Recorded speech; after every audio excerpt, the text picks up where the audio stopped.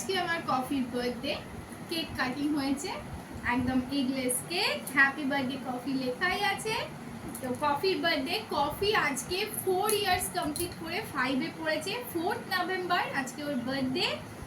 বিষয়টা হচ্ছে 4th November actually ও জন্মেছিল, আর ও আমার কাছে এসেছিল 27 নভেম্বর, মানে 27 নভেম্বর ও আমার কাছে এসেছিল, একদম ছোট্ট এইটুকু বেবি।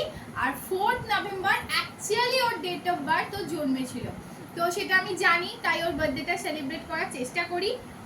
প্রচণ্ড মা নেওয়াটা একটা বাচ্চা, তো হ্যাপি বার্থডে হলো।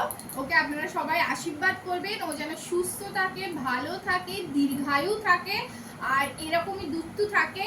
আর প্রচণ্ড মা নেওয়াটা একটু অন্য বাকিদেরও যেন একটু মানে রেসপেক্ট দেয়। তো এইটাই আশীর্বাদ আমার কফি।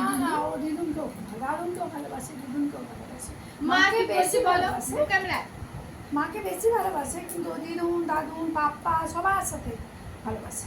সন্ধ্যাবেলায় পাপার সঙ্গে ভীষণ খেলা করেও, সে খেলা মানে কি দৌড়নো কি বাপরে বাপ।